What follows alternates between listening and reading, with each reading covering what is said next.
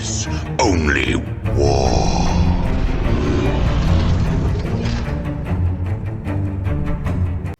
What is up, gents? 40k Dirtbags here. We wanted to do a fun video for you guys today. So we're going to be ranking the detachment for the Chaos Space Marine. There's a bunch of videos out there that kind of give their own rankings. I don't usually do the ranking videos because I don't play a lot of different armies and I don't know the meta as much as a lot of other, YouTubers, but I do play very competitive.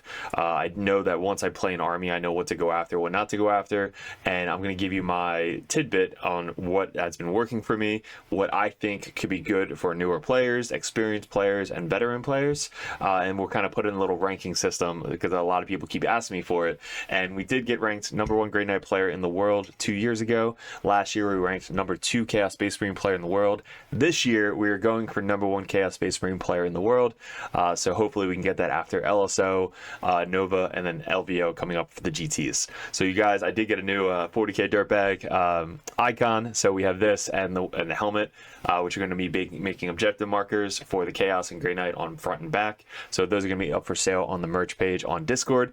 But if you guys are new to the channel, appreciate the clicking on the video.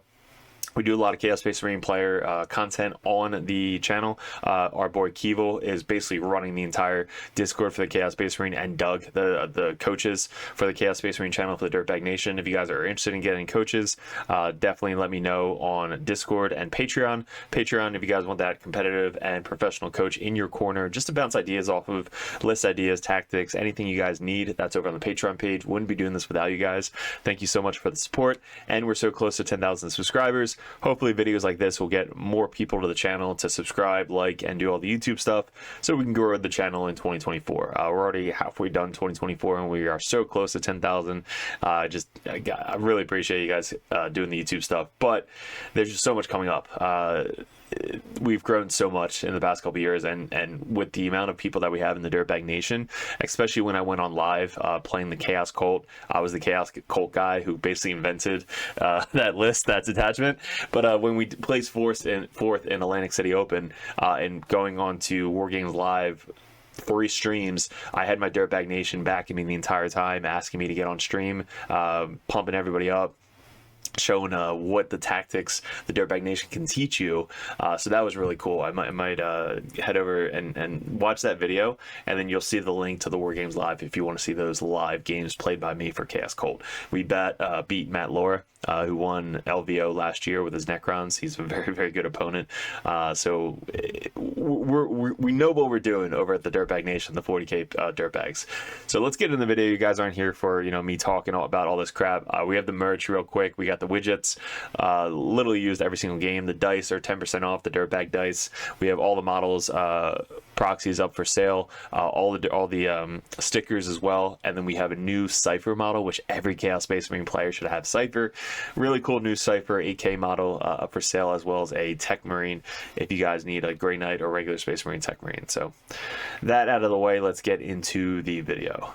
All right, so now again, I'm going to start this off by saying this is just a suggestion, guys. This is what I've played, what I've seen, what I went against, what I think could be good, what I don't think could be good. And again, it's opinion. So leave in the comments below. I love reading the comments every single day. And just give me your insight on some tactics, some stuff that, you can help other players out at. And if I rank something that's a D, it's more of like one of the hardest ones to play and doesn't really benefit the player at all. So you definitely can win. Like, we are playing RTTs with the lowest ranked detachments, moving up the ladder to the top ranked detachment. We won 3 RTTs with 3 of these different detachments, just to give you a little tidbit on what we are trying over at the Dirtbag Nation. There's a lot of lists in my phone, which we'll go over some of the lists, we'll go over some of the tactics and stuff like that. This might be a little bit longer of a video, so I apologize if you guys are watching this for 45 to an hour. Maybe it's not that long, we'll see. But I can't do it live. I'm going on vacation this week, so you guys might see this ahead of time on patreon.com, which if you guys are patrons, you get these ahead of time. But when I come back, I'll be able to kind of go over with everybody over at Discord, and we'll go over kind of different options for these tactical videos. So let's get into it. We're going to go in my phone. I have the detachments from no specific order, from the top down to the bottom. It's alphabetical, so we're just going to kind of start from there and go up. So first one, my favorite detachment is Chaos Cult. So Chaos Cult, there is a lot of people did not rank this very high when this came out. The Codex, Art of War ranked them low. Goonham, like all these people ranked them bottom tier. And for me, when I read the stratagems, I was like, this is scary. Like this is not good for the meta. So of course I was like, all right, I already had triple Curse Cultist. All I need is 120 more Cultist models, which, funny enough, I was running Abaddon with 100 Cultists and a Crown for a 4-up invuln save and full rerolls prior to the Codex coming out. So technically I already had 100 Cultists ready to go. They just needed to be painted. Then I already had the triple Curse Cultist painted, ready to go from last edition. So I literally already had the model, the units. So the only way to really run this, if you have the units or have access to a 3D printer, access to a buddy who can print out 100 Cultists for you and can paint all these before an RTT or GT. That's usually the only way you're going to be running this list.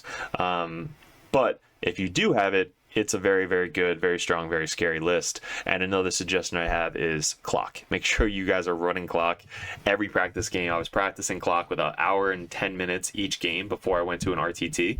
So that way I didn't clock at all. And I knew that either my opponent was going to clock or I was going to win the game. That was like the mindset, because you don't want to fear going into the game thinking you're going to clock, because it was a brutal 8-game series at ACO playing 208 models. Try not to clock yourself. So first attachment, we have the, I'm going to say this one is the Chaos Cult attachment. So we're going to go with the Chaos Cult. No, that's not the Chaos Cult. This is the Chaos Cult. This one's going to be Soul Forge, whatever, because I don't think there's a Chaos Cult icon down here. So the Chaos Cult, a new detachment.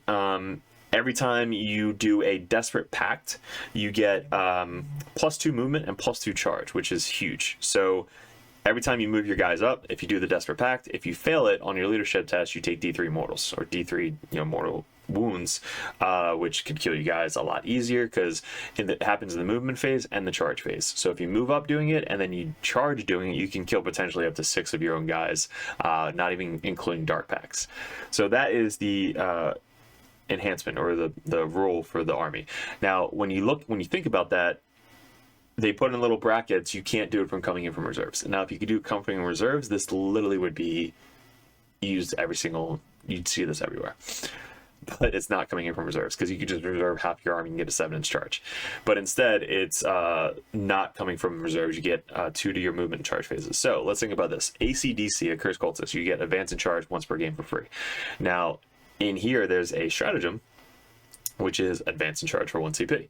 So you have 2 units, potentially 3 units, or 4 units if you want to make the list like that, to all charge in that phase and get across the table at +2 movement with the advance, and then +2 the charge. Like it's so fast. There's another enhancement. I'm just going to shout everything out at once, because there's so much stuff in this attachment that people skip over. The scout move.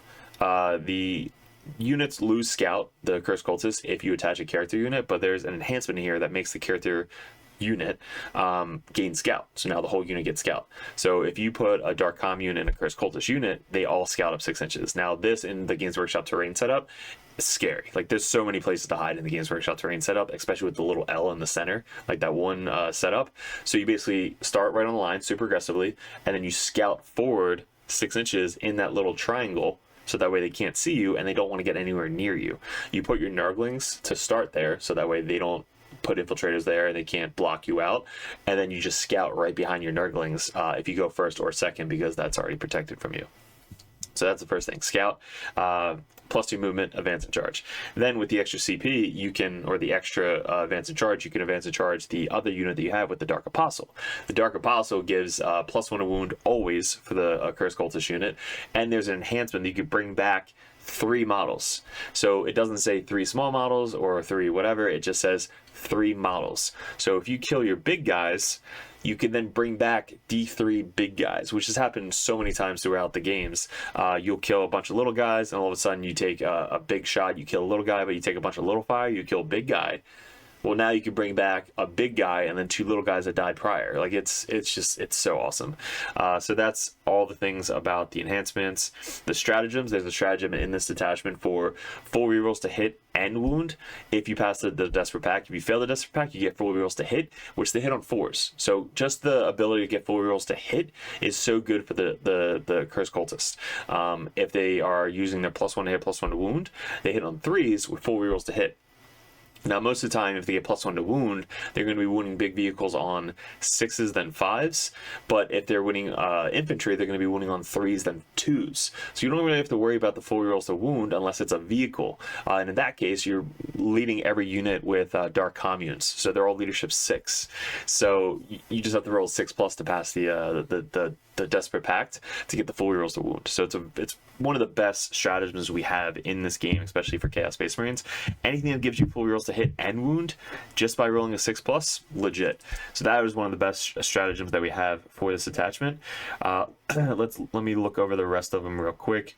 A bunch of them do fighting or shooting, but we don't really have shooting in this list. It's a bunch of traded guardsmen that just have basic shots and some plasma here and there. And then we have an extra AP on our weapons, or extra attack, and then armor pen, or extra strength and attack. So the only strats that I use in this attachment are the full rerolls to hit and wound, the advance and charge, and I think that's really it. And the Mortal Thralls, maybe, if they're trying to kill like a unit that you don't want to die. So the Mortal Thralls is the other enhancement, where if they shoot your unit and you have another damned unit within 3 inches of you, let's say another 10-man cultist blob, you can just sack the wounds off onto that 10-man cultist blob to take at least 10 more wounds from your unit that you don't want to die, like your Cursed Cultist unit. And then once they soak up those 10 wounds, you now can transfer the rest of the normal damage onto the Cursed Cultist. So that comes up like here and there if you want to try and save Bile, if you're bringing Bile on the list. And if you can bring save Bile just by 1 CP, you can transfer some of the damage off to another unit, so that way you can save that unit. So the stratagems are just really good. The enhancement or the enhancements are really good. You have a built-in enhancement for +1 strength. So once they kill 1 guy of your unit, which you can kill your own guys with Desperate Pact and Dark Pact. So all you have to do is kill 1 Thrall, and then your whole unit gets +1 strength. If they're below half strength, which is mainly going to be the big guys left. So if you have 6 big guys left, they're now +1 strength, +1 attack, and then there's another strat that gives them another strength and another attack. Like they're going to be swinging potentially D6 plus 4 attacks and then strength 7. Like and then full rerolls to hit and wound. Like it is such a busted ass unit if you can make all those things happen. But other than that, guys, I think this detachment now depends on if you have the list and you are skilled enough to practice it and get under an hour and 10 minutes in practice. This would be an S tier list. Since it's not the easiest one to run, I would say Chaos Cult is probably going to be an A tier list. A lot of people rank these guys in D tier, which is what I was saying in the beginning of the video, but I would say these guys are an A tier list. From what I've seen, a lot of people were going against Green Tide and Horde lists like the Tyranid list. Nobody was prepared for the Chaos Cult list to step up into the meta. So hopefully after this video, maybe we get some flag for it. I don't know, but let me know what you guys think about the Chaos Cult. I think personally, me running it and me not wanting to run it against casual gamers puts it in that A tier. Being able to put it on the table and be like, holy shit, what the hell do I do against triple Cursed Cultist and 120 bodies behind that, plus some characters spread out here and there. So that's what I'm going to rank the Chaos Cult. First one to do it, Chaos Cult, A tier. If you guys are professionals, S tier. Just practice it. Practice on clock, practice on everything. So the next attachment, guys, we have the Deceptors. So the Deceptors are our unit for the Alpha Legion. Alpha Legion, such cool lore, such cool everything about them. So Alpha Legion, I would rank, it's definitely a 4D chess type of ability. I haven't run these guys yet. So about half of these I've ran a bunch, half of these I ran a couple games, half of these I haven't run. The Deceptors I haven't run, but there's a bunch of lists that I want to test out. One of the lists that I have that I really want to test out focuses on just bullying the field, blocking out a lot of people from the deployment zone and using the specific stratagems to your advantage, which is, again, 40 chess with this type of stuff. So some of the stratagems that are really going to stand out to me are going to be the detonate one. So if you have any type of firepower going into a tank, let's say you kill what's the guy, the Necron guy, the big Necron dude with the pillars. If you kill him, the Silent King, he's a vehicle. He's not I think it says non-Titanic, so he's not Titanic, so he's a vehicle. So if you kill him, I think it's 2d6 damage, mortal wounds, 1 CP within 18 inches of a character. You can then just auto explode it, just murder everything on that side of the table. So this is going to come in clutch if you are within 18, which you should be from at least one character. You just basically auto explode it. So if they're near like any other characters that are wounded or any units, you're basically just gonna do it on a unit, on a tank that gets D6 mortal wounds, or D6 plus 2, or D6 whatever. So the detonate stratagem is going to be hilarious. From all sides, seems really good for charging out a deep strike. So if you have like a big 10-man Warp Town unit or a unit coming in from reserves, you're basically going to charge a bunch of smaller units that are okay, like maybe a cultist unit, a rhino, a legionary unit, whatever you're charging into to get the pluses to charge. Then the guys coming in from reserves are going to get up to +3 to their charge. So they're going to get a 6-inch charge coming in from reserves, which seems really good. Add one of the charge rolls for each unit that charged that turn or that phase. What other? Pick them off. Full rerolls to hit and wound if they're at below starting strength, which is so like. Corals of Deception, fall back and shoot. So if you have a shooting unit like Terminators or something like that, you're going to be able to fall back and shoot. Warp Talons, no. Havocs, being able to do that. So it's okay. I really like the fallback, shoot, and charge. Way better. Which will be some other detachments. Relentless Pursuit is move outside of your movement phase, which is always good. So it's kind of like the Grey Knight one, where if you move with a 9, you can spend a CP to move 6 inches, and this is in any direction. So you could basically move anywhere within 6 inches. You can get onto an objective, you can move closer to them, you can move farther away from them. So any reactive move is amazing in any detachment. And then Scramble Coordinates is the 4D chess type thing. So if you have most of the field blocked out and you couldn't get to this like one little section in the corner to try and block out the other side, you can basically just run up your really small cultist unit, just run them up as far as you possibly can, and then you can spend 1 CP in your opponent's reserves phase, and reserves cannot be set up within 12 inches of that unit. So basically it extends it an extra 3 inches past what you were trying to block out. And if you have a unit of 10 guys spread out, across the table, or if you have that 20-man unit still, you can just spend 1 CP on that unit, and now 12-inch bubble from that entire 20-man unit cannot be deep struck in. And it blocks coming in within, like demons, can't come in within 3 inches, 6 inches, within the 9 inches, it blocks all of that. So it's a way to stop demons, it's a way to stop Grey Knights, it's a way to stop Gene Stealer Cult, Night Lords. Like there's a lot of armies out there that can come within 3 inches or 9 inches. This will just completely block it out for 1 CP. So this is the strategy that I'm talking about with the 4D chess. So the detachment rule is you can start 3 units of Legionnaires and then 3 units of cultists infiltrating. So you can't be in a rhino to infiltrate, but you can, if you're outside of a rhino, you can infiltrate. So one of the suggestions me and Doug are talking about is you have a 20-man cultist unit with a Dark Commune unit attached to it that adds another 5 guys to that unit. So you have 25 guys. We did the math. We laid it out on the table. You can actually spread out, even on like the corner deployments, you can spread out the entire 25 guys and corner triangle them, and you can literally block out the entire board for other infiltrators. So if you win the roll-off, guys, you're basically starting 9 inches away from the deployment, spread out the entire way, and then you're blocking out the entire board of infiltrate.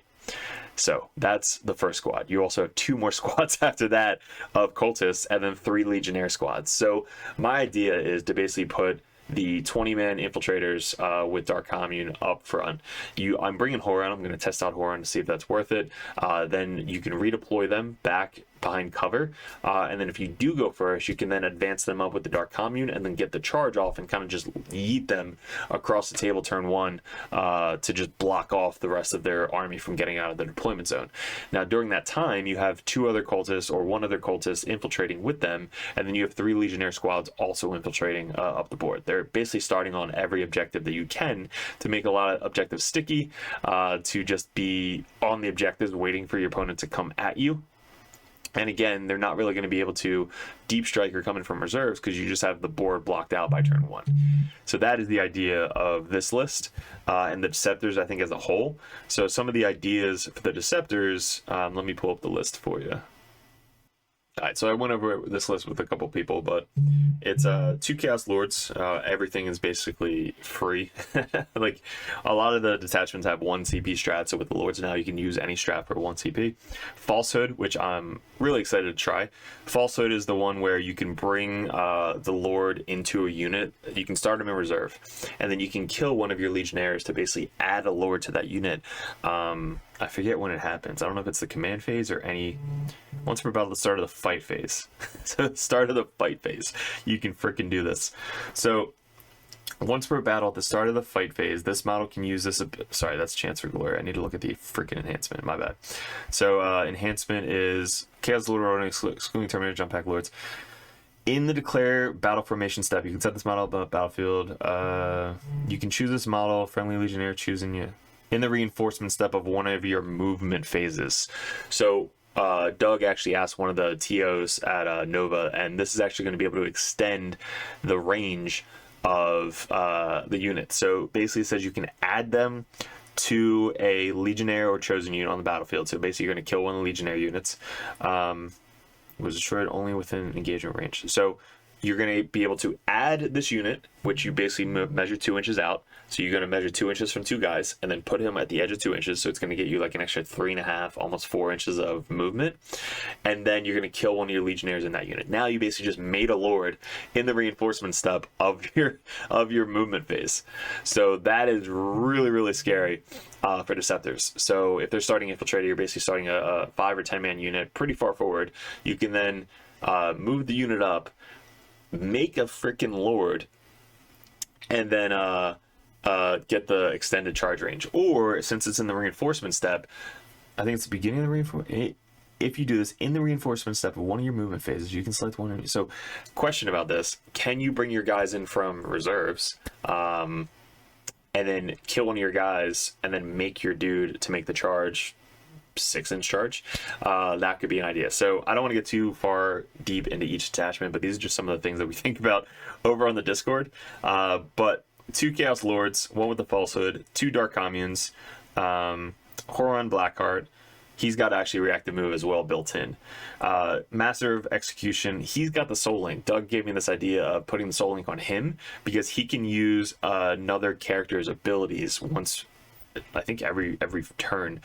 So he can basically use the once per game ability from the Lord, which goes Kamehameha, and then you can use the free strat as well. So you can just choose once in the command phase, like, hey, this Massive Execution is going to turn himself into another Lord. Or you bring the Sorcerer Terminator armor, and I put the Shroud, so it actually has Lone Up. So when he comes down, he can make something +1 AP. You can also put that on the Master of Execution and do another unit if you wanted to, the +1 AP if the Sorcerer is like not in the right range to do it. So he has a bunch of different options that he could do to kind of like just be awesome for a turn. And then if you need him to just be in the regular Massive Execution, if you go in against a character, you can just use him to kill a character, get a CP. So those are all the characters. Then we got 2 Cultist Mob, 1 20-man, 1 10-man. Legionnaires, 1, 2, 3, 4, 5, 6 Legionnaire units, all kitted out basically the same way. 1 Chaos Rhino, so that way you can have movement to kind of get 2 of your guys up the board further for your infiltrators. We have 1 full man of a Cursed Cultist. It's always good to have in a Cursed Cultist unit. They could either start on the table and just kind of advance up, or they can come in from rapid ingress because the other Dark Commune is going to be leading them. And then we have 3 Predator Destructor tanks, all with last cannons, Havoc launchers, and stuff like that. And then 1 unit of Nurglings just to have as a deep strike unit for behind enemy lines, engage in all fronts, aerial denial, or block out more of the table. So I think 1 unit of Nurglings just to have in your list is still going to be really good. But that's my Deceptor list. I cannot wait to put on the table. Deceptors, I think, are going to be in the B tier. It's going to be something, it's going to be B or C. So C, because they are kind of, they don't have any bonuses to them. They just have, you can start as an infiltrate unit, and that's it. The only things you're going to really benefit are the enhancements and the stratagems. So that's why it's going to be kind of hard to really master this list. It's not just like a get out of your box and play and win the games, like the Chaos Cult could be. So I'm going to put it as a B tier if you are good with Chaos Space Marines, you've run a lot of lists, you practice this list a lot. I would say this is kind of like a B tier type army or enhancement, because being able to start 6 units as infiltrating units and to have extra threat ranges, move out of your movement phase, stuff like that, that's really what's going to make this a B tier army, because people aren't going to be expecting it. And to be able to block out the entire table edge is not what a lot of armies can do. To say that you can block out an entire army from Deep Strike is really, really cool. So let's go over the next detachment. We have Dread Talons. So Dread Talons, I love Night Lords. Night Lords is like my army for Chaos Space Marines. That's my go-to every single time. I just love the lore. I read all the books. Conrad Curse, idiot, but so badass. Night Lords. So I was so excited to wait to see what the Night Lords are. Now, how they were in the last codex, we kind of knew that it was going to be something to do with Battle Shock. Last codex, they were able to kind of kill people when they failed the Battle Shock, so I made like a whole list just to kill entire units of Battle Shock, which worked. Like I won a couple RTTs with it. But with this, Battle Shock is not as good in 10th edition. It's not really as good at all. So you can't kill units when they fail Battle Shock. They don't take mortal wounds. Nobody runs away. So if there was anything to do with this, Night Lords would be cool if they got a bonus built into Battle Shock. Instead, they just have to take a Battle Shock in the command phase if they're within 12 inches of a Night Lord unit at -1. That's their army rule. That's it. There's no, if they're battle shocked, you get +1 AP. If they're battle shocked, you get +1 strength. If they're battle shocked, you get +1 attack. If they're battle shocked, you get to advance them or charge them for free. Like, there's nothing on top of them being battle shocked besides they have to take a battle shock if they're below starting strength. That's it. So these guys, I did win an RTT with them, but most of that RTT win was because I ran triple Curse Cultist, used the cover as much as I could, used the core rules. Like, just being a good player playing this army, it's just uphill battle the entire time. There's nothing that you're really benefiting or getting out of this army or this detachment that isn't going to take player skill to win. So I went 0-4 running this detachment the first 4 times I ran it, until I finally started to get like, all right, you have to make a list that is just a good solid list, not based off of trying to make people fail battle shocks. You're making a list that's just can run by itself with no enhancements, no stratagems, no army roll. That's what that's the type of list you're making with the Night Lords, which is sad, very sad. I don't know if they're going to buff them at all. Probably not. Knowing Games Workshop, they're probably not going to buff specific, enhancements or attachments like this. Plus, they did just nerf Warp Talons out of the freaking ass, and they raised Raptors for no fucking reason at all. So that's their enhancement. Stratagems, I just ran these guys a lot, so I kind of know their stratagems. The Merciless Pursuit's pretty cool. If they fall back, you can countercharge them if they end within 6. But if they're faster than 6 inches, they could just fall back further than 6 inches, and you can't countercharge them, and you can only countercharge the unit that fell back from you. But still, I was thinking a Cursed Cultist, you can surround them, they fall back, and then you still have some guys within 6 inches, so you can just countercharge them. And with the Cursed Cultist, if you shoot them, they can move closer. So the Cursed Cultist with this attachment is actually really good. That's why I ran 3 units of them at the last RTT. Screaming Descent is another really good strat, coming down within 3 inches. You can then force a unit to do a battle shock test. That's just built into the strat. So it's really good for Raptors. If you come down within 3 inches, the Raptors have a built-in thing for -1 leadership. So you can come down and do -2 leadership and force them to do a battle shock test. So it's really good at trying to steal objectives. using it to battle shock an infantry unit. It has to be infantry or mounted, so you can't do it on a tank. So you have to come down, battle shock an infantry unit that you really want to blow up with shooting potentially, or just try and steal an objective for secondary points. But anything that you can come down within 3 inches and try and screen off charges, screen off the backfield, it's a really good strat. Then we have Relentless Terror, which is another really good strat for a Cursed Cultist, because the Cursed Cultists, if they get bogged down, they're kind of useless. So you want them to kind of fall back and charge something else, or at least get the charge bonus going into your turn. So they can fall back and then charge for 1 CP. So that's why, again, the Cursed Cultist in this attachment is really good. Then we have the Pitless Hunters. This one is for the shooting, so nothing to do with melee. It's you get full rerolls to hit and wound if they are battle shocked. So they have to be battle shocked to get any type of benefit of this. Or if they're below half strength, which most of the time if they're below half strength, you don't need to get full rerolls to hit and wound because they're probably going to die anyway. So this one is really good combined with the Raptors coming down within 3, forcing a battle shock, and then doing the full rerolls to hit and wound onto another unit. So, and it's only infantry. That's another thing. You can't use it on your tanks. So if I can use it on like a Predator, would be really cool, or a Land Raider. Just something that has shooting, a Vindicator, right? I get full rerolls to hit and wound against a unit that's battle shocked. Nope, it's just infantry. Bloody Example, this one I've never used. I'm just going to skip it. And then Deathless Cruelty. So this is, again, another battle shocked unit. You improve the armor penetration of the attack by 1. So this is in the fight phase. If they're battle shocked, you can then spend 1 CP to get plus 1 AP. So this is, again, good on a Cursed Cultist, because then their AP 1 goes to AP 2, or AP 0 goes to AP 1. But again, they have to be battle shocked. So all these stratagems are forcing battle shock tests, or charging them within 6 inches, coming with it, like they're all just based off battle shock tests. The enhancements are even funnier. We have Stealth for a unit. Cool. We have Will Breaker, which you can, if you hit an enemy unit, like your character has to hit it, you force a battle shock test. Cool. Warp Fuel Thrusters, which is the one that's probably going to be used every single time. You bring a Lord, bring this thing in, you can run the Lord solo, just to kind of come back up on your opponent's deployment, or end of the opponent's turn. So it's a redeploy every single turn. So you can use the solo Lord, just kind of run around and do secondaries, or put them with a 5-man unit and just use them to do secondaries around the table. So it's 20 points. It's the best stratagem they have, or enhancement they have. And then Eater of Dread, I actually forgot about this all 3 games that I was playing at the tournament, which is hilarious. I figured it out after game 1. I started doing it on turn 3 of game 2.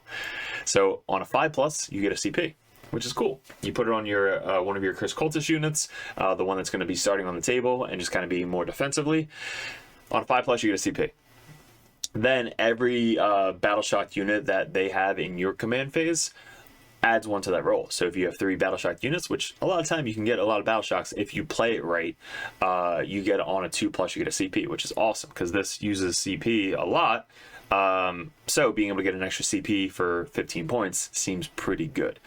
Again, but it starts off turn 1 on a 5+, turn 2 most of the time on a 5 or 4+, and turn 3, 4, and 5 maybe on a 2 or 3+. But you still have to roll to do it, and they have to be battle shocked in your command phase. So a lot of what ifs, a lot of forcing people to have battle shock tests, stuff like that. So excuse me, a couple different lists. The list that I ran was a Cursed Cultist Night Lord build, Cypher, obviously, Lord with jump pack, 3 Dark Communes, Cultist Mob, 2 Legionnaires, Rhino, triple Cursed Cultist, bikes, they're still pretty good, 2 Predators for some shooting, 3 units of 5 Raptors, and the Blue Horrors is a secret tech for the Night Lords. Everything within 6 inches is -1 leadership. So if you stack that with the Raptors, you stack that with the army rule, you can get up to leadership -3 on the battle shock test. Plus they're just so annoying to kill. So they're speed 6, they can infiltrate, which is cool. So they can just advance up, and be within 6 of another unit to try and force them to do a battle shock test. So there's a lot of combos you can do with them. And the Raptors, you have to play more defensively rather than aggressively. So using the Raptors to screen out, to do actions, to kind of move around the board and just go after smaller targets. And then your triple Curse cultists are the ones that are doing most of the blocking everything. So you have your meat of the army, you have your raptors doing secondaries, you have your predators in the back shooting, and then you have 2 legionnaires with a rhino kind of moving around and just doing actions. So it's a lot of action building, and your triple Curse cultists just kind of being super annoying on the battlefield. So let's get into the Night Lords. I'm going to put them as a D tier. So I would say C if you're a really good player, but D tier, 100%, not going to be able to be put on the table and be like, all right, I'm going to win most of my games. I am 3 for 7 with this army. I lost my first 4, and then I won the last 3 at the RTT with that specific list. So I'm going to put these guys as a D tier, which breaks my heart because I love Night Lords so much. And if you guys know me, I love Night Lords. My entire army is painted like Night Lords. They're just the most badass detachment that we have. All right, so let's go over the next detachment, guys. We have Fellhammer Siechos. The last RTT we ran with Night Lord. The one prior to that we ran with Siechos. I think Siechos is awesome. I think having the -1 to wound makes you really hard to kill. Really move off objectives. Really move, coming in from deep strikes. Having somebody shoot you with Overwatch, all that stuff. So my list that I ran a big ass Terminator brick, and it was really hard to kill. So there's enhancement in the so first off, subtract 1 from the wound roll to shooting. So anything that's above your toughness, -1 to wound. So they're only going to be wounding you on 4s or 5s most of the time. If their strength, double your toughness, they're going to wound you on 3s. So nothing is ever going to wound you on 2s, which is cool. So Vindicator strength 14, wound you on 3s. And the stratagems are also really tactical or tanky. So you have one that gives you subtract 2 from the charges. So if you have demons, for example, I played demons in that RTT, they come down within 6. They have a 6-inch charge. Nope. 1 CP, you now have an 8-inch charge. So go F yourself, right? So that is a really good tactical advantage, because most of the time they're going to try and charge you with multiple units. So if you have your 10-man Terminator brick or 10-man Legionnaire or Chosen brick, you can just spend probably 2 CP that turn. You're going to spend probably 1 for free because you have a Lord in the unit, but you have 5++ Feel No Pain to shooting, you're -1 to wound to shooting, and if they just try to charge you, you're -2 to charges. So that is really good start to the stratagems. Steadfast is to shooting. You have a 5+ Feel No Pain to shooting, which is really good for 3 wound models like your Terminators and Chosen. So we ran a 10-man Chosen brick and a 10-man Terminator brick. I would suggest getting rid of the 10-man Chosen brick for a 2 5-man Chosen bricks or 2 5-man Legionnaire bricks. So that's probably the suggestion I put into my video I made. Videos on the channel, by the way.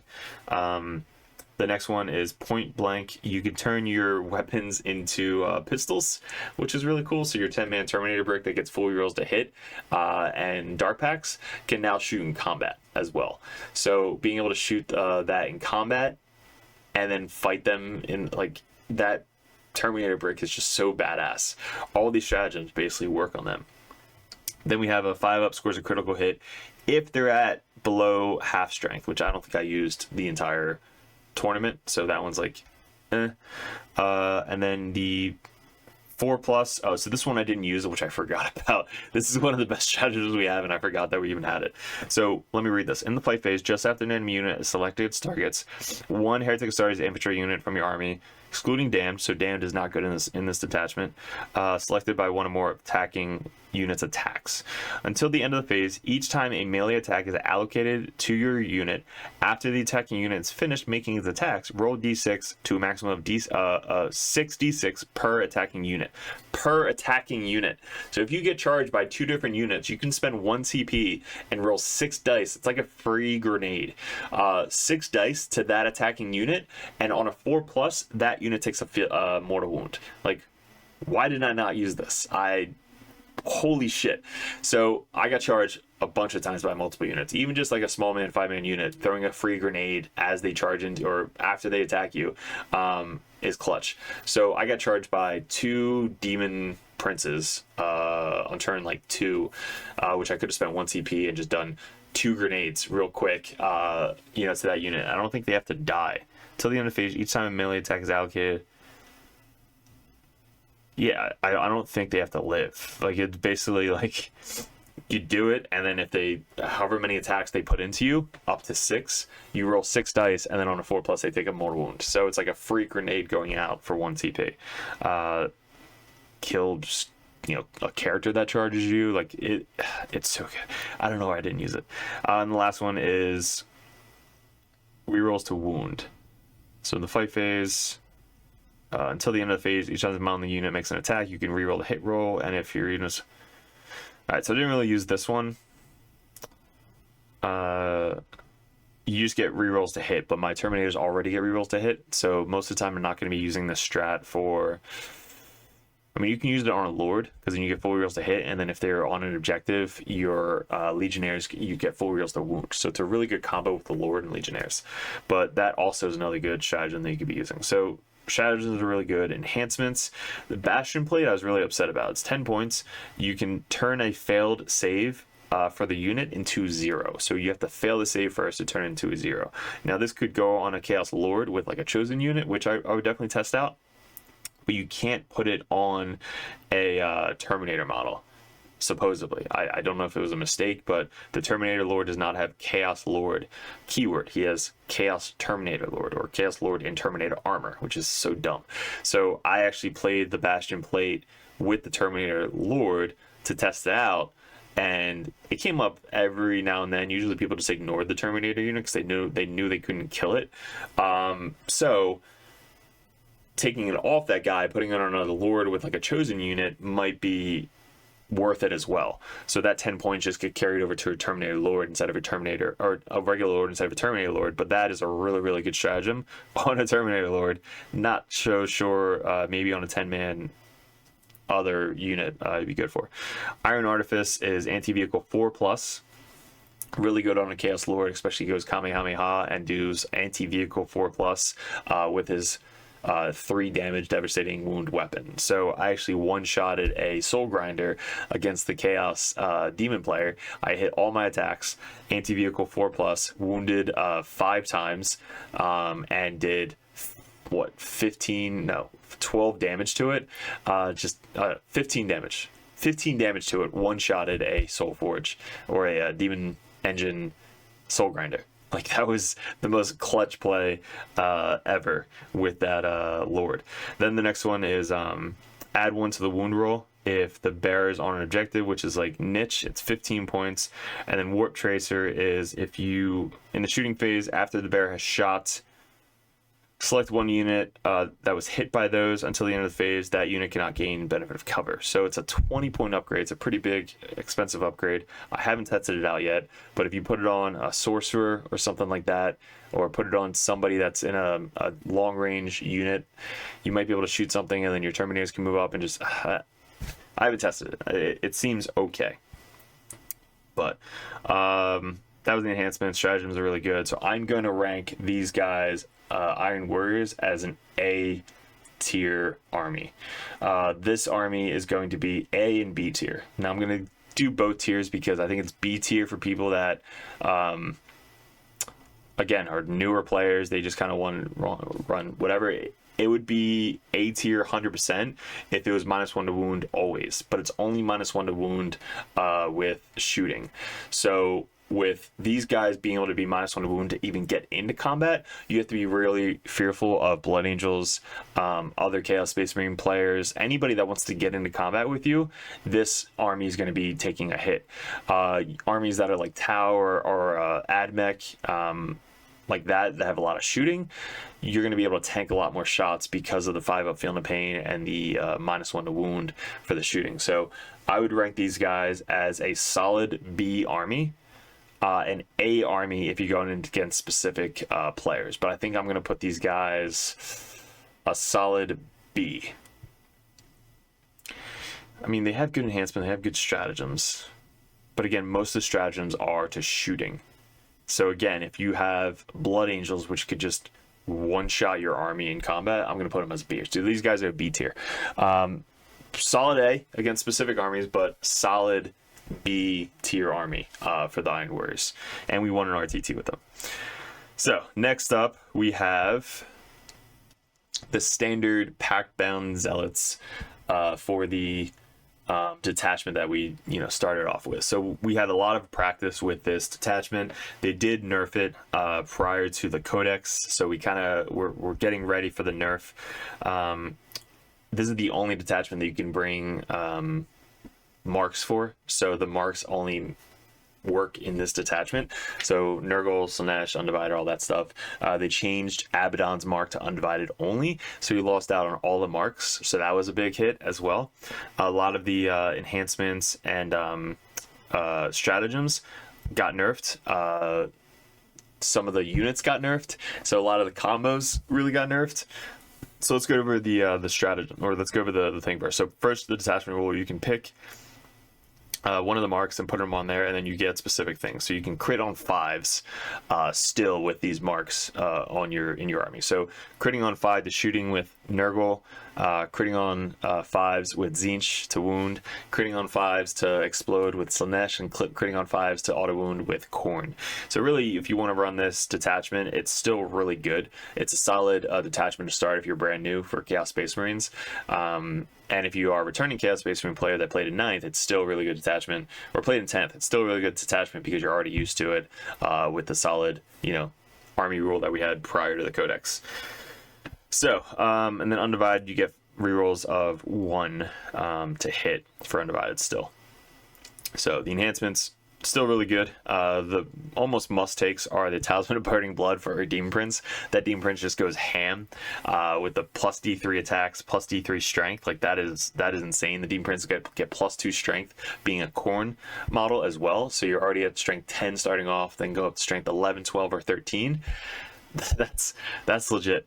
And then extra attacks as well. So that Talisman of Burning Blood, 15 points. It's basically all the same as before, but putting that on Demon Prince, awesome.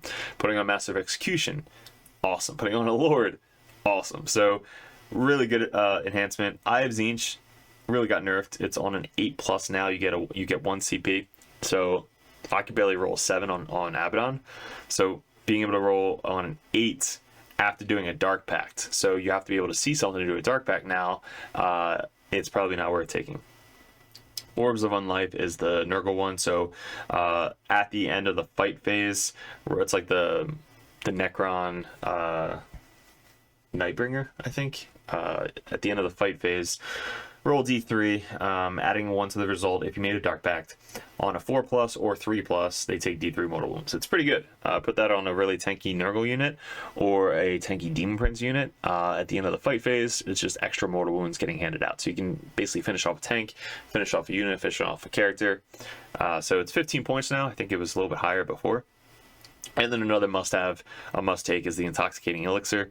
This is the one where you get a Feel No Pain on 5+. So, and I think it gives Battle Shock test. Hit by 1 or more attacks, you must take a Battle Shock test. All right, so not bad. You have to take a Battle Shock test if you got hit by it, but mainly you bring it on a 5+, Feel No Pain Demon Prince, like a Slaanesh Demon Prince, moving 14 inches, exploding on 5s for hitting, and then you have a 5-0 Feel No Pain as well built in. So all really good, same ones. So the stratagems, all the same. We have Miasma, which is the range attacks for Nurgle. You can't be targeted outside 18 inches. They changed that. Then the one-hit Dexterity's movement phase, you can advance, fall back, shoot, and charge. And then if you advance and charge with Slaanesh, you can do that as well. So having a fallback, shoot, and charge strat, really good. Advance and charge strat, really good. One model we gain up to, so this is the Tzeentch one where you could bring a guy back. So if you have like a Tzeentch, it's only 2-man units of the big guys with the guns, Obliterators. So 2-man unit, still pretty good, but having a 4-man unit with Tzeentch used to be really good. Profane Zeal is reroll the hit roll if you're Undivided only. So if you're Undivided, you can reroll the wound roll, and they nerfed Possessed. So them nerfing Possessed, losing the devastating wounds always. It's only, I think, once per game now. Used to be really good with Undivided Possessed. Now it's not as good. It's only Undivided, you get 4 rerolls to wound. It used to be everybody. So that's when the Accursed Cultist used to be just unkillable with Abaddon. Then we have the hatred one. So this is fight on death. If you're Khorne, you fight on death on a 4+ instead of or fight on death on a 3+ instead of a 4+. And then the eyes of the god. This one's new. Add 1 to the move, toughness, wound characteristic on a character, and add 1 to the attack, strength, and damage characteristic of character with the melee weapon. So basically, if one of your characters kills another character, excluding damned or demon princes, which sucks because I wish you could do it on demon prince, destroys an enemy unit. So if you kill an enemy unit, you get to spend 1 CP and get +1 to all that stuff. So it's pretty niche, but cool to have. But yeah, so all of that, guys, I think the Pac-Bound Zealots are still good starting army, and I'm going to put them at a solid B tier. So this army is the one, I think I would still put them in A. So this is the army that you can run the same as you did in 10th, and they have a lot of good stratagem still. They have a lot of good enhancements, and it's a tanky / good army to just put on the table and play. That's how I'm going to rank this. It's an army that new players can basically pick up, put on the table, and just play. A lot of people aren't playing this because of the other Raiders detachment, but they're not playing this because they've already played it for like a year straight when 10th edition came out. So that's why I'm not really playing it as much, because I already know it's good and I've played it for a year straight with Chaos Space Marine players. But a list like this, it's pretty standard. I have my Abbey test list. It's got Abaddon, Cypher, Demon Prince with Slaanesh, Intoxicating Elixir, Cultist Mob, 2 Legionnaires, 3 Legionnaires, 4 Legionnaires, 2 Rhinos, a Cursed Cultist, small unit, 2 Predators, Vindicator, 1 5-man Chosen, Hellbrute for the double explode, and then 1 unit Nurgling. So you still have your Abaddon full rerolls to hit and wound. Your Predators are just murdering other tanks. Your Vindicator murdering other tanks. Your Legionnaires and the Rhinos full rerolls. It's just a standard good list, and still being able to get the full rerolls, critting on 5s, and auto wounding on 5s with the Hellbrute. Hellbrute didn't change, so still being able to do that on this army, still really, really good. So that is my standard Abbey test Zealot build, but that's going to be a solid A tier army.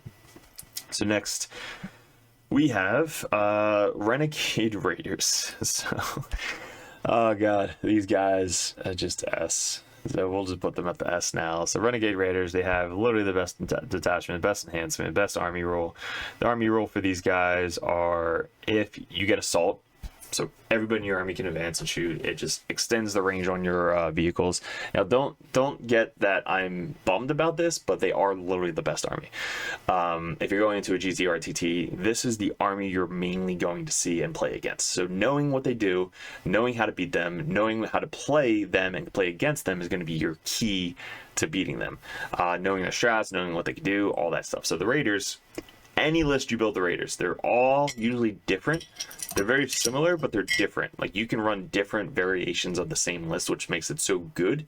It's not just like Chaos Cult where it's just all the same triple Curse Cultists and Cultists everywhere. But not only do they get Assault, if you're on an objective, all their weapons get +1 AP, not just to shooting, but to melee as well. What the fuck? Why didn't Night Lords get any of this shit? Give us +1 AP if they're battle shocked. Like, give us something with Night Lords. But no, they give Assault and fucking +1 AP to everything to this army. Okay, so again, I already know this army's good. You guys know this army's good. That's why it's getting an S tier. So that is the detachment rules. Stratagems, we have basically everything you want. Your charge phase, you get +1 to charge if they're on an objective. You can advance a charge, sure. It's so good. And then if you are coming out of so in your shooting phase or fight phase, if you disembark from transport, you can get full rerolls to hit and full rerolls to wound if they're on an objective marker. So if they're within range of an objective marker, you can reroll the hit and reroll the wound roll. So it's really good advancing out of a tank, charging them, 1 CP, full rerolls to hit and wound. So a lot of this is based off of being on objectives, but still not being on objectives, you're going to win the game anyway, or they're going to lose the game anyway. So That's another really good stratagem, 1 CP.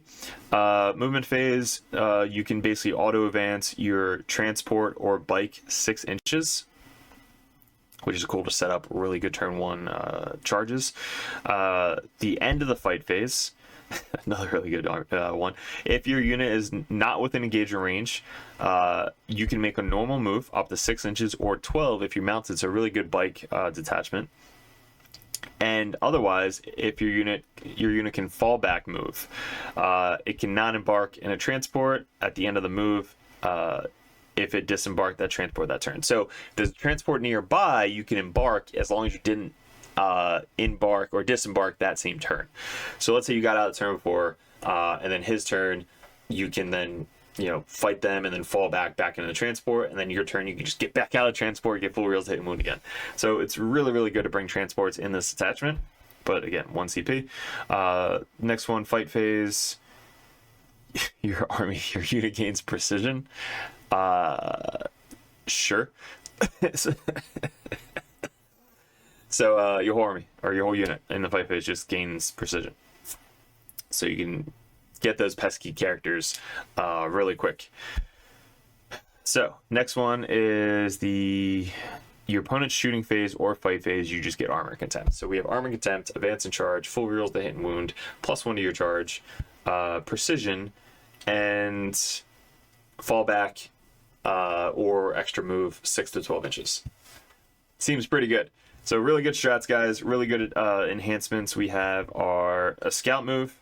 You get a 5+ if they're within 12 inches. Not really going to be good, but if you're within 12 inches of the opponent's deployment zone, 5+, you get 1 CP. Not really going to be used. If you're within 12 inches of the opponent's deployment zone, you get 4 rolls to hit and wound on a character.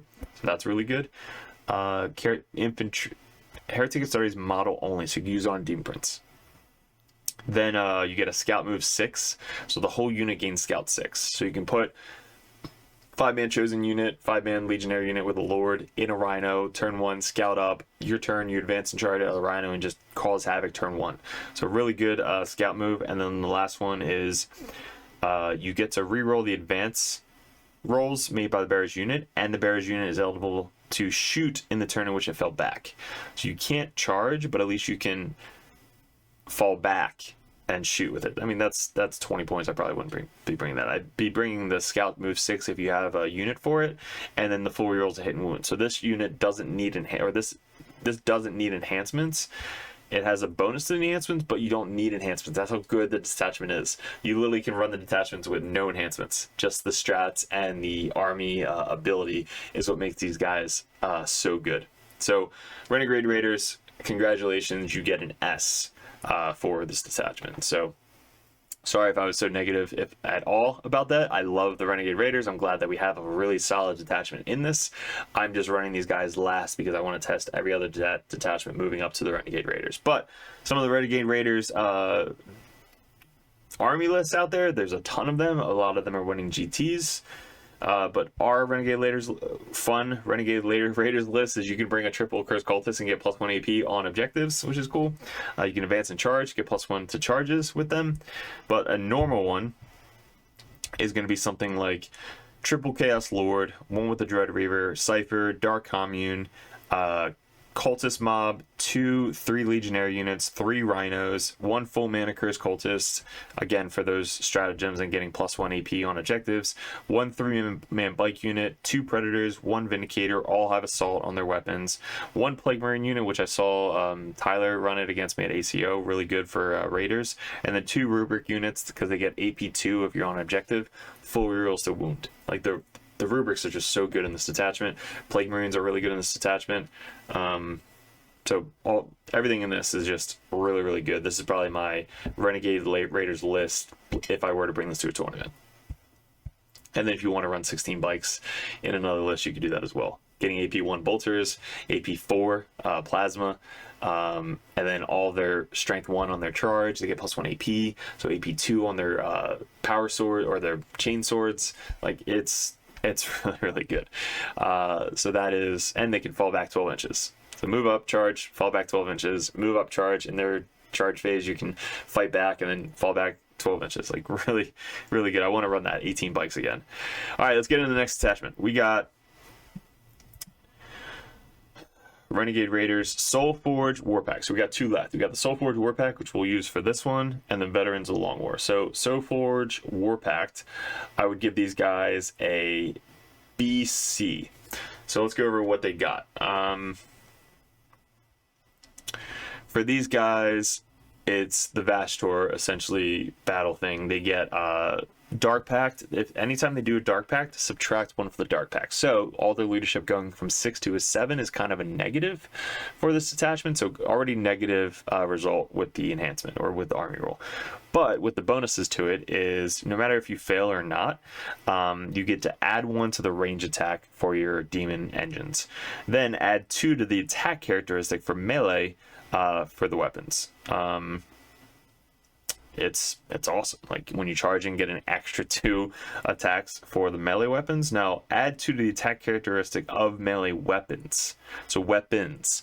So let's say a Forge Fiend or a Mauler Fiend has 2 extra weapons. He's got the extra attacks on the one weapon, and then the main fist the other weapon. So you're getting an extra 2 attacks per weapon that they have on the army. So or on the model. So it's a ton of extra attacks on vehicles mainly, and the extra firepower with the shooting, so +1 to wound with the shooting on all of your demon engines, which is really good. So we'll start with the enhancements. One of them is almost a guarantee for me, is the full rerolls to hit and wound of 25 points. You put this on a Heretic Astartes model.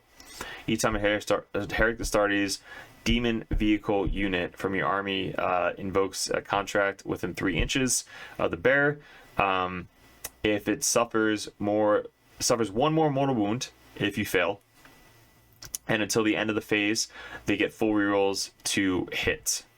So not full rerolls, just full rerolls. So basically full rerolls to hit, trying to get full hits. If you have a Dark Pact, you're basically Dark Pacting for +1 to wound, and you're Dark Pacting to do the sustain or lethal. And then if you have a Hellbrute near you, full rerolls to hit, and you to do lethal and sustain. So that's pretty good combo. You put this on a Heretic Astartes model only. So basically you can put this on any model character that you want. You can put this on a Demon Prince if you want to. It's not a vehicle, so you don't really benefit being in this attachment. But if you put this on a Tech Priest, he's going to have a Lone Op ability within 12 inches of, or within 3 inches of another vehicle. And if you have a bunch of vehicles within 3 inches of him, he's going to be hard to kill, and he's going to give full rerolls to hit everybody within 3 inches of him.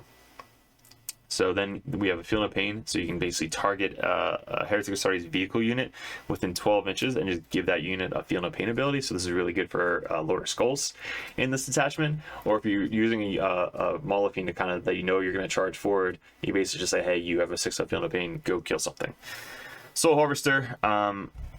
Each time an enemy unit within 12 inches of the bearer is destroyed, roll d6 on a 5+. That's so niche. I probably wouldn't be running that one. And then add forward to the move characteristic for a Warpsmith model. So having a Warpsmith try to keep up with all your vehicles. He's now going to move, 10 inches or 9 inches? What's the speed of a Warpsmith? Let's go to Vashtor. Warpsmith. Speed is 6, so you move 10 inches. That's pretty good. So 10 inches is basically moving up, healing and buffing up all of your characters. So that's cool if you want to keep somebody around. It is 15 points. So it's 20 points. It's 15 points. So it's not too much of an upgrade. If you're like, hey, I got an extra 15, 20 points, you could just throw that on there because there's not really a lot of extra things you could do for 20 points in this detachment. Let's go to stratagems. All the stratagems are for demon engines. So one of the stratagems, you can actually turn a Heretic Astartes vehicle into a demon vehicle. So that one's cool. This one is Frenzy. So your opponent's move phase, when an enemy unit is selected to fall back, one Heretic Astartes demon vehicle engage the range of that unit until the end of the phase. So within engage range of falls back, all models in the unit must take a desperate escape check. When doing so, subtract 1 from the desperate escape. Wow, okay. So if they are trying to fall back, excluding monsters and vehicles, they have to take a desperate escape, instead adding 1 to the roll. So if they're falling back, if they're battle shocked, subtract 1. So on a 1, 2, or 3, that model dies. Very situational. That's okay. Predator Pursuit. That's the one if they end one Heretic Astartes vehicle unit from your army that is within 9 inches of an enemy unit, not within engagement range of one enemy unit. You can make a normal move up to 6 inches, but must end that move as close as possible to the enemy unit. So your opponent's movement phase, just after an enemy unit ends its normal move or fallback move, you can't get an engagement range with it, but at least you can move, and not with engagement range. So you can move up 6 inches, so you can kind of stay close to that enemy unit that fell back or ended their move. So it's situational. You can't move anywhere with it, which would be cooler, but at least you can kind of move closer and get either out of line of sight of something else, or just get closer to the unit that just fell back from you. Unstoppable Rampage, in your movement phase or charge phase, you can move through, you can make a normal move, advance, or charge move. So you basically get the Chaos Knight's ability to charge through buildings. Horizontal through terrain feature as if it was not there. So you just turn into a ghost for 1 CP and charge through. And so that's one of the best strats in this detachment, just charging through a building for that. Then Demonic Possession is the one where in your command phase, you can turn one of the vehicles into a demon vehicle. So that's cool. If you wanted to bring like a Vindicator or a Predator or something like that. Then the Glut of Souls. Fight phase, 1 heretic expires vehicle unit from your army, excluding Titanic. It's not been selected to fight this phase. On a D6 5+, you gain 1 lost wound. Alright, so unit invokes the contract each time it makes an attack that destroys an enemy model. So that's cool. It wasn't unit, it was model. So if you do a ton of attacks to a model on a 5+, you regain 1 wound up to 6. So sucks you can't use it on the Titanic for the Lord of Skulls. That would be freaking insane. But at least if you have a unit that is doing a bunch of attacks to either little guys or Marines, and you're just going to kill a bunch of Marines on a 5+, you could just regain some lost wounds, because you're going to be doing a lot of wounds to yourself in this detachment. And then finally, the last one is your shooting phase or fight phase. So until the end of the phase, invokes its contract each time it makes an attack, improve the armor penetration of the character by 1. So really good for shooting attacks, or just a shit ton of fighting attacks. So getting one extra AP on this is going to be really cool. So with this detachment, I would probably say this is a solid BC. So I'd say C because it's mostly all vehicles. And with the new Pariah Nexus, you really need units like Chaff to do actions. You don't want to be spending 130, 150 point, 200 point vehicle to do an action if they're not really getting the most out of it. So I would say this is a solid B because it's really fun. It's going to kill a ton of stuff, but it's going to hurt itself a lot. And it's going to be really hard to move through a lot of the terrain features. You can only do that 1 CP to... I mean, you could do it in the movement phase and then the charge phase. You could do it for like 2 different units, but you're going to have a lot of move blocking. You're going to have a lot of terrain issues with this. So it's a solid B. Seems really, really fun. It's going to be really hard to chew through all these vehicles, but C for like the competitive pick up and play type army. So I'm going to leave it in the B tier because I haven't played this yet. And I don't want to downgrade it too much, because I could play it and be like, holy shit, this is insane. Like, this is nuts. But I think it's going to be really scary, quick, a lot of attacks, and the +1 wound is definitely going to help out. Now, there's a couple lists that you can build. A couple ideas I have in my mind that you guys can test out and let me know if you tried it or thinking about trying it. But for me, this list I really want to test out first. So we got Cypher, obviously. Vastor, everything within his I think 6 inches, you get +1 strength to shooting and melee against demon vehicles. So everything is +1 strength to shooting, and you're getting +1 to wound if you're doing the pact. So you're gonna be like strength 8, strength 9, strength 10, strength 11. Wounding those vehicles even harder or easier is gonna be huge. Him with a Forge Fiend, +1 to wound, and full rerolls from the Tech Priest. I think that Forge Fiend is going to kill anything on the table. Then we have the one Warpsmith with the full rerolls to hit within 3 inches of them. We have 3 units of 10 Guardsmen, or Cultist Mob, because again, I want sticky objectives and I want to do actions with them. So I'll probably have 1 or 2 in reserves. I'll have 1 in my backfield to make it sticky and spread out.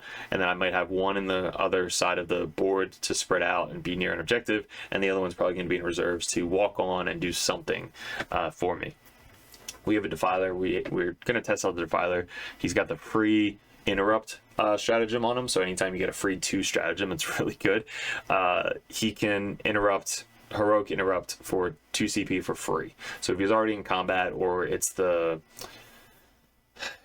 turn, they charge in with 2 units. They charge 1 into your Defiler, 1 into something else.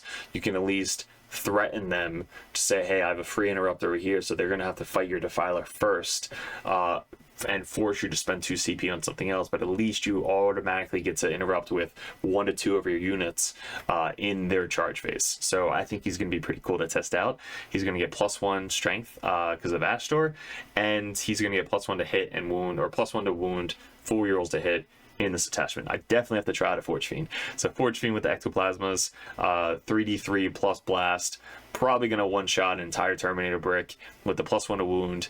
And going in against tanks, he's going to be the tipping point at strength 11. So if I'm going into another Vindicator, I'm going to wound you on 4s down to 3s, but full rerolls to hit because of the Warpsmith. Hellbrute, got to test that out because the full rerolls to hit. So him being near the shooting units, they're going to get critting on 6s, but lethal and sustain on 6s. 2 Mauler Fiends, because I really want to test out the Mauler Fiends. Again, the same thing, +1 strength with the Plasma Cutters. They are strength 9 up to strength 10 with +1 to wound. So they're going to be wounding transports on probably 2s, and then normal vehicle strength 10 on 3s with Bastor. So they're going to get 2 attacks, melts a 2. They're 2 plasma cutters, so 4 plasma cutters going into the vehicle. And then the Mauler Fiend's Fist, you're going to get 8 attacks with the charge, strength 14, AP 2, D6 +1 damage. And they're going to be able to charge through vehicles or other stuff. The Crown, testing out the Crown, it's got a 9-inch bubble. Everything gets +1 leadership. So your leaderships go from 7 back down to 6 for your dark packs. So it's something that I really want to test because they can still block out deep strikes. They can still be kind of being annoying and kind of put sideways behind the terrain feature. So that way it can't be shot too easily. And then you can keep your vehicles within 9. It's not wholly within 9, it's just within 9. And then you get +1 to your leadership test. Yeah, subtract 1 from your leadership test. So I mean, it's not bad. I really want to test it out. It's 125 points. I think it's a little overcosted. It used to give me a 4-up invuln save. Now it's just leadership test. But I think in this detachment, that's what it's going to be made for, is to bring your leadership back down to a 6. From 6 to a 7 is a huge difference in rolling. Then we have 3 Venom Crawlers. Venom Crawlers went up in points, so now they're 120 points each. But they have the shooting and melee profile. So with the melee profile now, if you kill something, you get to add an extra attack characteristic to the model's weapon. So you're adding an extra attack to the guns, adding an extra attack to the melee profile, and then your guns go up to strength 7 because of Astor. Strength 7, AP 1. You can spend a CP to get an AP 2, and then 2 damage, but your 36-inch range, 12 shots. Like, that's still really good. 12 shots, Marine Killer, hitting on 3s, full rerolls. Hellbrute gives you critting on 6s, lethal and sustain, and then your melee profile, your speed 12, so you're really quick little bugger. 6 attacks, going up to 8 attacks, hitting on 3s, strength 7, AP 1, 2 damage for those as well.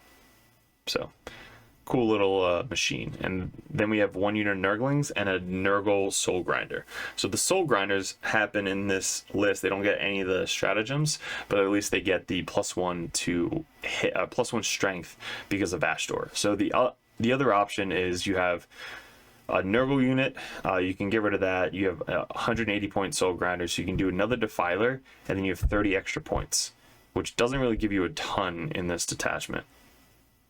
So you can either upgrade a Venom Crawler to a bigger tank. You can upgrade a Mauler Fiend to another Forge Fiend. So if you don't want to run the Soul Grinder, which I was using the Soul Grinder just as a deep strike unit, so deep strike near Vastor, and then he gets the bombardment, so he can shoot out of line of sight, but also he gets +1 strength to that, so strength 8 out of line of sight, and his melee weapons are +1 strength as well. So it was just a test to see if the Soul Grinder is going to be cool to like deep strike in and do something. But if you want to do just add another Defiler, so he can get the free interrupt as well, that might be better. So I might actually take out the Soul Grinder, or you can take out the Defiler and add another Soul Grinder. So test that out as well. But I think the this one is going to be a solid B for fun, C for like competitive play. So one of these two, I'm just going to leave it as a B, because I don't want to downgrade it because I have to play it first. If I play it and move it to a C, I'll let you guys know. But as of right now, I think I'm going to leave it as a B tier. So then we have the Veterans of the Long War. So Veterans of the Long War is the detachment that I didn't spend a lot of time looking at until Mike started running it. And with him running this detachment, it started opening my eyes on this detachment actually has some game in the competitive play. So let's go over the army rule. It is at the start of the command phase. I'm just looking at this now. I'm just going to put it as C. I want to have at least one in the C category because I know the veterans are not going to be a C army. I'll probably put that at A or B. But I think the C, because I don't think it's going to be super competitive. If you bring the Lord of Skulls, it's going to be really fun to play, but I don't think it's going to be winning a lot of tournaments, GTs, essentially. I think you can win some RTTs if you get lucky, but I think it's going to be this because you're going to hurt yourself a lot. So you're going to hurt your vehicles a lot, which in turn buff a lot of other armies. And the terrain and the new missions, it's going to be really tough to try and max out on points with this detachment. So I'll leave that as a C for now. So hopefully you don't hate me too much.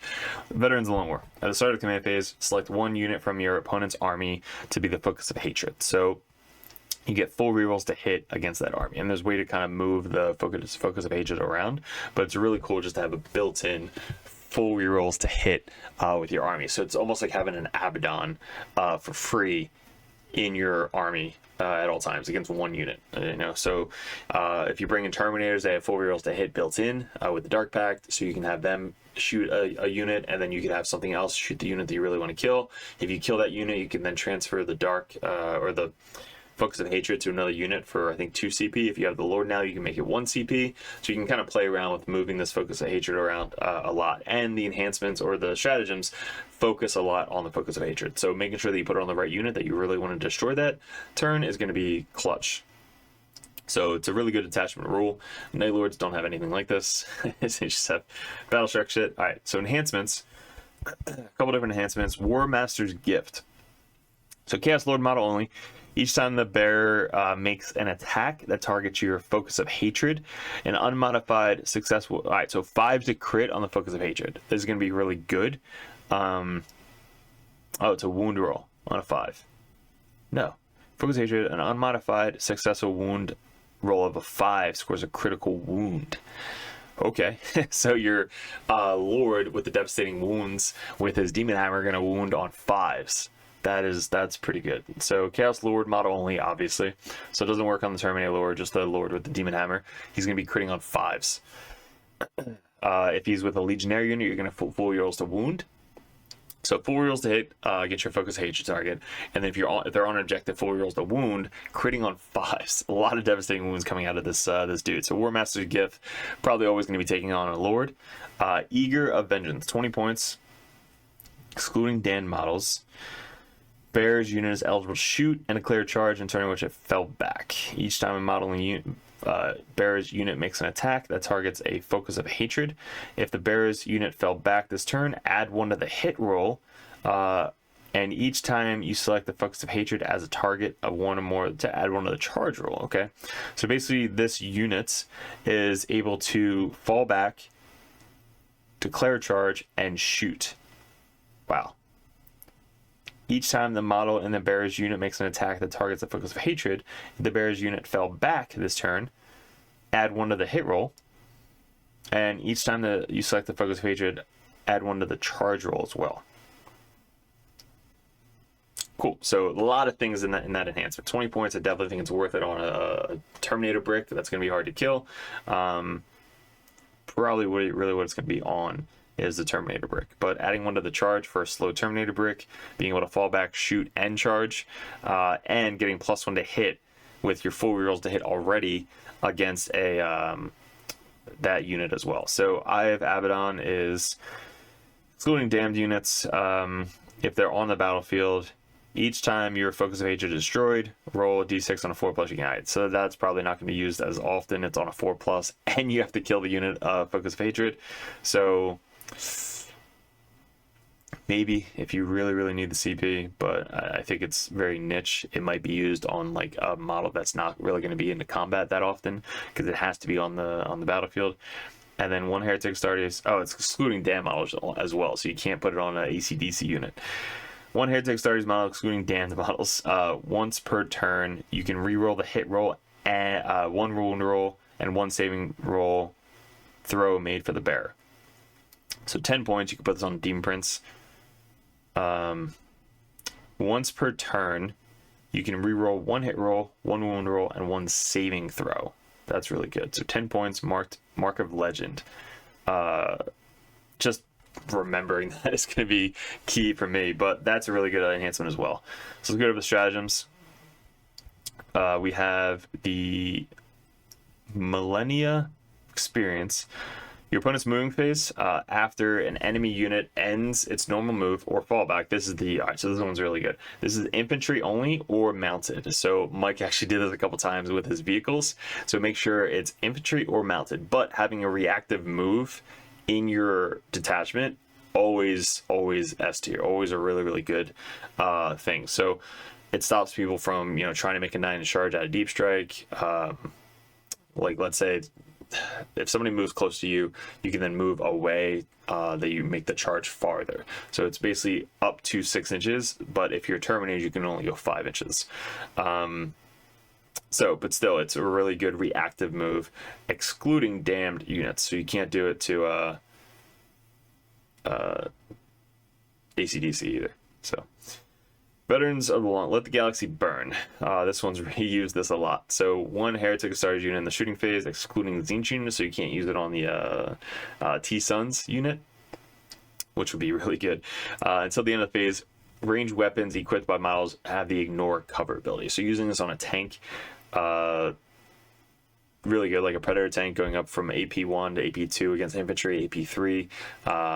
But AP2 against infantry ignoring cover. So AP2 ignoring cover takes Terminators from a 4-up back down to a 3-up if they have cover, but if you ignore cover, you go back up to a 4-up. So they're basically on their invuln saves. So this is a really good strat just for the ignore cover. Like there's no what they have to do to get ignore cover like some other detachments. This one's just straight up ignore cover.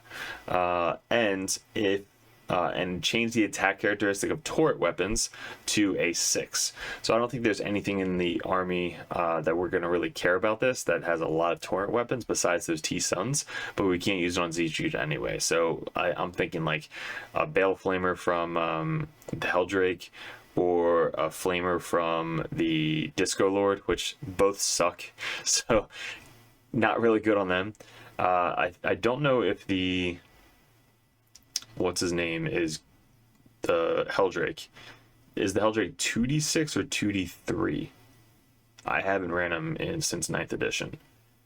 But the ranged weapon is d6 plus 3. So it's basically 9 flamer shots, ignoring cover, AP1, 2 damage.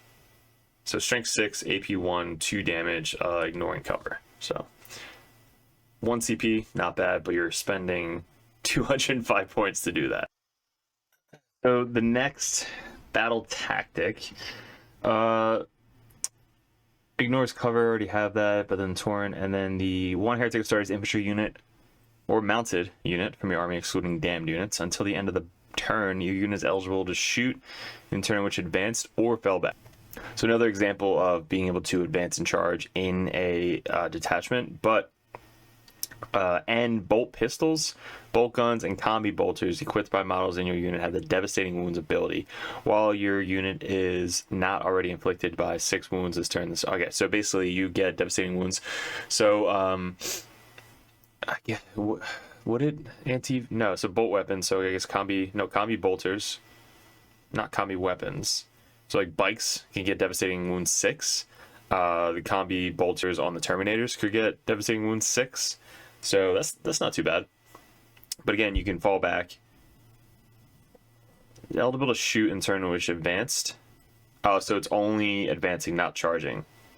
My bad. All right, so you can advance and shoot to get assault, and then you can fall back and shoot, and then in combo you get the devastating wounds. So that's a situational play, but again, you get full rerolls to hit with the Veterans of the Long War.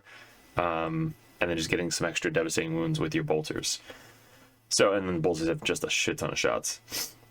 This is the fight first ability. So 2 CP now is a big difference with the new upgrade because you can get the Lord and then make it cost 1 CP. So 1 CP to have a fight first against your focus of hatred target. So it has to be that target. So if there's a way to kill a focus of hatred target, and then for, I think it's 2 CP the first one, Endless Eerie, you can spend 2 CP, select one enemy unit within 12 inches and visible to your unit until the start of your next command phase. That enemy unit is considered to be a focus of hatred. So let's say in your turn you charge in, kill your focus of hatred target. You can then spend 2 CP if you have a Lord, 1 CP to then transfer that focus of hatred target into a unit that's probably going to be in combo with you next turn, whether it be a melee unit or a unit that you're already in combat with. So that's a way to kind of transfer the focus of hatred to another unit. Now, if you don't have a Lord, you could still do it for another unit for 2 CP, but most of the time you're going to be saving these 2 CP strats for your Lords for it to cost 1 less CP.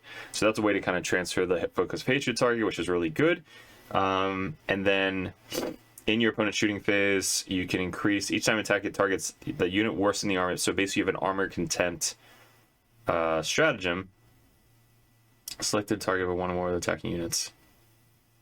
Yeah, so it's basically you just have armor contempt. So you have armor contempt, fall back, shoot, fight first, switch a target, and a reactive move. So reactive move and all these other strats are going to be really good in this. So it basically gives you a big toolbox of stratagems to use for this detachment. So again, fight first is probably the only detachment we have that has a fight first built in. So 2 CP goes down to 1 CP for a Lord. Again, against your focus of hatred target, but if you plan this ahead of time and put it on a unit that you know you're going to get in combat with, whether it be that turn or the next turn or your defensive turn, then you're going to be able to benefit from that. So that is the Veterans of the Long War. Now, I don't have a list built for Veterans of the Long War. This is going to be one of the last ones I'm testing out, but we do have a lot of videos on the channel for the Veterans of the Long War. A lot of it has to do with 5-man Terminators, 10-man Terminators, Lords, Lords with Legionnaires with the full rerolls. Vindicators are still really good because of the full rerolls, and then Predators are still really good with the full rerolls. So Mike is starting to use an Cursed Cultist unit in the detachment just for being super annoying on objectives and, you know, some, you know, full. I don't think the full rerolls for the damn, but he's basically using it just to be a nuisance, which is really good in almost every detachment. And then again, the guns for the tanks get the full reroll, so you can put focus of hatred on a tank that you really want to blow up this turn to get the full rerolls for that. And obviously the dark packs benefit a lot in this detachment as well. So in this detachment, we are giving them a B/A. I would say B because a lot of it has to do with focus of hatred targets. And then an A if you're like a really good player that has a lot of practice with this attachment. I think this could be really good in the tournament scene. Not a lot of people are going to be prepared for it, and having a chaos unit be able to fight first is scary. So I would say B, solid B, and then A if you have like a very optimized list, which Mike's really close to getting to before LSO, and then obviously LVO, so he's going to have a lot of practice with this detachment. But basically you're competing all of these detachments for this detachment right here, which literally just has everything you need. Everything in an attachment, every enhancement, everything you need is in this detachment. So it's really hard to compete against such a good detachment. Like King's Workshop didn't say everybody gets a really cool, you know, buff. It's more of like, what is your army type, what is your play style, and match your play style with one of these detachments, and you should have fun playing it. That was, I think, was their goal. But 8 detachments, 2, 4, 6, 8 detachments in a codex is just super fun to test out and play around with. Custodies having 4, Grey Knights still only have 1, but basically having this amount of choice is fun as well. So hopefully this helped you out. Maybe kind of pick which detachment you're going to be aiming for, some stuff to try out. If there's anything that I missed, make sure you leave it in the comments below and let me know. Head over to Discord if you guys haven't already. But check out some of the videos. We have a ton of Chaos Space Marine content on the channel. Leave comments below on those. If you're interested in any of the merch, hit me up on Discord. Like I said, we have Cypher. So if you guys want to get that Cypher model, definitely do that. And then we have the poker chips for the objective markers coming very soon. The dice are 10% off if anybody wants some Dirtbag dice to support the channel. All the stickers, and then some of the widgets as well. So guys, really appreciate it. This was super fun doing, a lot longer than I thought it was going to be. But again, hopefully you enjoyed it. If you guys are still here, hit the like, subscribe, do all the YouTube shit, and we'll see you in probably another video like this, because it was cool just to vent and talk about my mindset on these detachments. So maybe we'll do a couple more tier lists on the channel very soon. So appreciate it, good luck, and we'll see you in another video soon.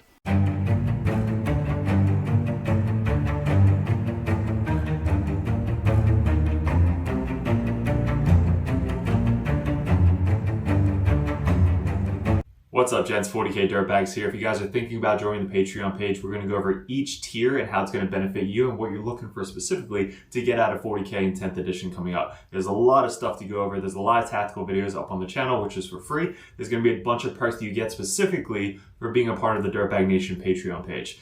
So first off, we have the first tier, which is $1 a month. You guys get first access to the videos over at patreon.com. You also get access to the Discord, which is specifically a private link in the Discord that only Patreon members can see. So you guys will have first access to that. Also a benefit is Patreons over the Dirtbag Nation get live streamed games on patreon.com streamed from YouTube, but there's only links specifically for the patreons.com. So not only do you get first access to these videos, you also get to see live stream games specifically only on patreon.com.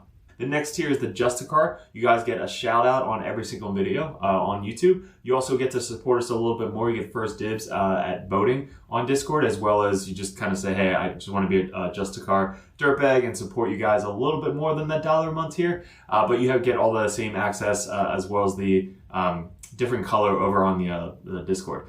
So the third tier is the competitive Dirtbag. This tier, you get a lot more one-on-one coaching. This is a lot of the Dirtbags over on the Dirtbag Nation. They are able to send out messages one-on-one, go over list ideas, tactics, anything you guys want to talk about. When I was getting into 40k, or really any game in general, I always wanted to message the top players in the meta and just ask them questions. This $10 a month tier gets you that opportunity to message us one-on-one on Discord, so that way we can actually coach you, give you our insights, suggestions, and that's going to get you better at the 40k 10th edition as a whole. So that tier alone, just $10 a month to have one-on-one coaching, one-on-one messages anytime throughout the month, that's going to be a perfect tier for you guys. Even if you're brand new to the game, we go over 1,000-point list, 1,500-point list, 2,000-point brand new starting list, team list, anything you guys need. That's what the competitive Dirtbag tier is for. Also, you get a little bit red number name tag on Discord, so people know that you're really serious about getting into the competitive scene.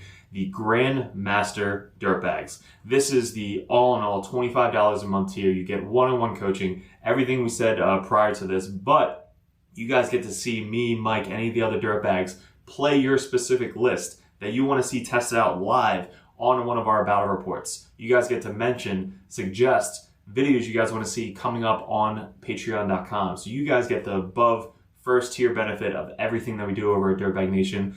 All the support mainly comes from you guys supporting us over here at Dirtbag Nation. And Grandmasters, I can't thank you enough, but for $25 a month, you get one-on-one coaching and anything you want to see live on the tabletops. You get to see a professional play right in front of you. You guys get to kind of like see it one-on-one, and I'm actually making this specifically for you. There's also TTS events that you guys can suggest. If you guys want to do a first 1 or 2 turn run through on TTS, we can actually log in and coach you one-on-one with that. If you guys see us at any GTs, you guys get special benefits, free dice, stuff like that. Anytime you purchase a merch thing on Discord, you guys get a free limited edition Dirtbag dice sent to you with every single purchase on top of that. So there's a lot of benefits coming up with the Grandmaster Dirtbag. Because I can't thank you enough for supporting us. Definitely let me know which tier would be best for you if you go over to patreon.com and specifically go to a tier. And make sure you don't forget to message me up on Discord. That's where we check every single day. If you guys are really into getting into 10th edition 40K head over to Patreon, join the competitive Dirtbag or the Grandmaster. Message me as many times as you possibly want, and I'll coach you the best I possibly can on any specific army that you guys play. Mainly our armies right now, currently, going into 2024 is going to be Chaos Space Marines, Grey Knights, Death Guard, and then we have Custodes, Sisters, and I think that's it going into the Wings of 2024. But again, any other army that you guys play, we have other coaches lined up for the Dirtbags that are ready to take on that role of the competitive Dirtbag page. So guys, really appreciate it. Thanks for clicking on the video. Thanks for joining the Dirtbag Nation if you guys are already part of us. And we'll see you in another video soon.